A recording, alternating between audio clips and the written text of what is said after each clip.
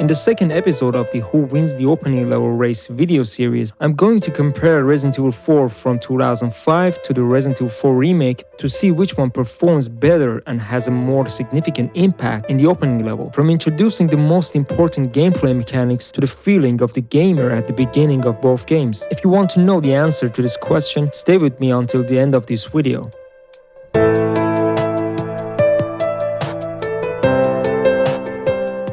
Both games start with an intro cutscene summarizing past events. The narrator of both cutscenes is Leon, who has now become a professional and is no longer a rookie as in the beginning of Resident Evil 2. Both of these cutscenes are excellently executed, but I think the Resident Evil 4 Remake performs slightly better. It provides us with more images of past events and, more importantly, the dialogues of this cutscene introduces us to Leon more and sets a better background for Resident Evil 4. It has to.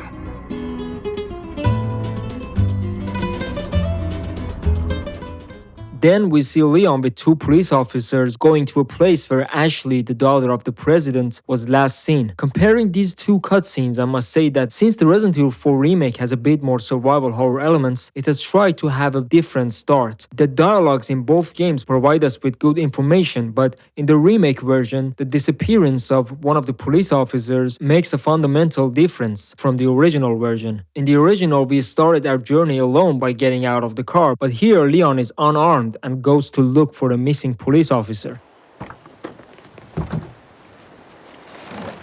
Jeez, who are these guys? Did you say something? In the original, the game gives all the tools to the player. We can immediately start running and shooting. Even crows are placed in front of us to introduce us to item drops by shooting them. A little further is a cabin where we encounter the first Ganado. Immediately after the cutscene, we have a 1v1 fight to get familiar with the combat mechanics. In contrast, the Resident Evil 4 Remake takes a different approach. Rather than starting with a weapon, we learn to run, inspect, and crouch before reaching the cabin. Upon entering the cabin and encountering a locked door, we realize a key is needed. Opening a side door, we face our first Ganado, similar to the original game, but the action happens in the cutscene, which introduces us to the parry mechanic. After the cutscene, we gain control of the weapon and flashlight, heightening the sense of danger and preparing us for combat. We pick up the key and unlock the door. Upon reaching the murdered police officer in the basement, we hear a noise from behind us and turn around. Here, the Ganado we previously encountered returns in a mutated form. After shooting it, we realize it's not going down so easily. Chances are, we will all get grabbed by it for the first time. And this is the game's way of teaching us two things. First,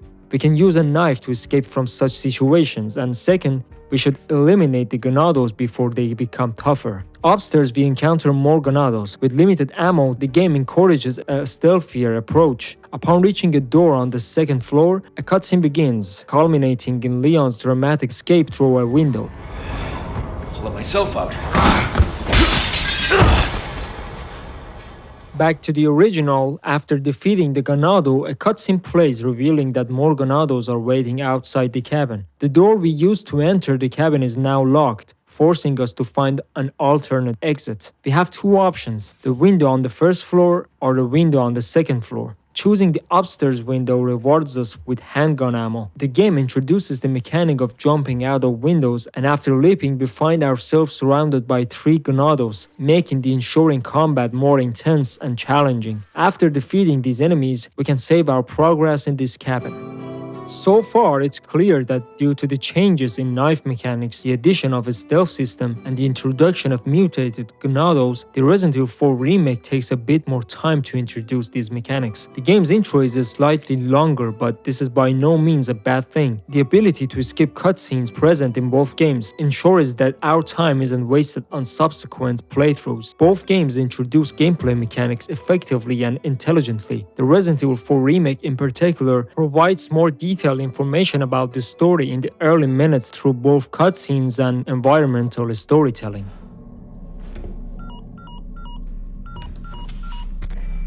Roost, this is Condor 1. Continuing with the RE4 original, after breaking some boxes to obtain items, we encounter a dog trapped in the beer trap. This interesting detail serves both as part of the storytelling and as an introduction to traps. In this location, we encounter 2 types of traps. We can either disarm them or use them against our enemies. A little further, we face more Ganados, and while combat is optional, it's a good opportunity to familiarize ourselves with the game's combat system. As we progress, we finally arrive at the famous village fight.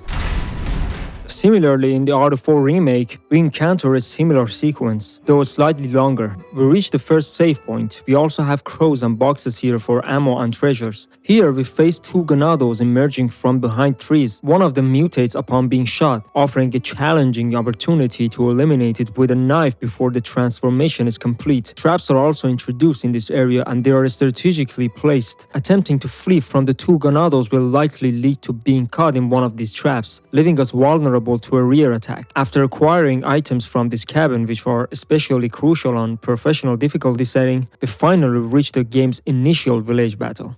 Both games gradually introduce players to their core mechanics in the lead up to the village encounter. Through optional combat and new gameplay elements, players gain a deeper understanding of the game's systems.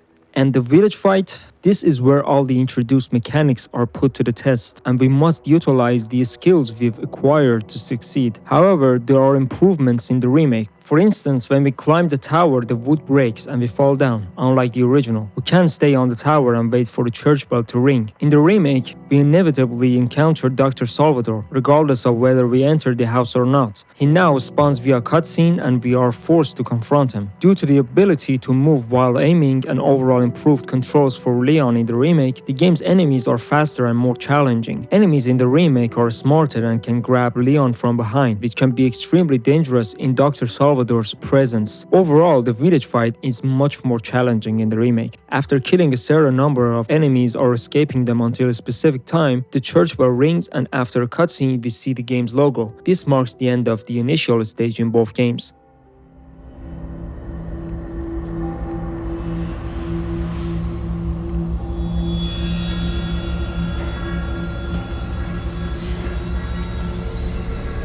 Where's everyone going?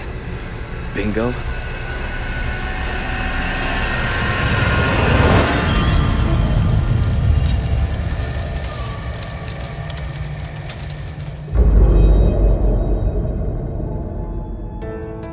Ultimately, picking the winner of the opening level between these two games is undoubtedly difficult. Both games are masterpieces in this regard. The remake expands the opening level in an extraordinary way and surprises us with the introduction of new mechanics. Resident Evil 4 Remake offers more gameplay mechanics and spends more time introducing them, and it also appears slightly better in terms of the story. However, on the other hand, the original takes the player to the heart of the action more quickly and doesn't waste time. Personally, I prefer the original because it gets from point A to point B in a shorter time. However, considering that the remake has more gameplay mechanics and a slightly darker tone, its longer duration isn't necessarily a negative point. It's also worth mentioning that both games allow players to skip cutscenes from the beginning, making it easy to replay and skip tutorials. At a time when many games are filled with unskippable cutscenes and lengthy walking sections, both Resident Evil 4 versions value the player's time.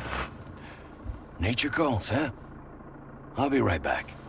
So what do you think? Which of these two opening levels do you find more impactful and better, and why? Please leave your thoughts in the comments below, and if you enjoyed this video, like it and subscribe to my channel for more content like this. Your support motivates me to continue. Until the next video, bye. Loud and clear. Somehow I thought you'd be a little older. So the subject's name's Ashley Graham, right? That's right. She's the daughter of the president. So try to behave yourself, okay? Whoever this group is, they sure picked the wrong girl to kidnap.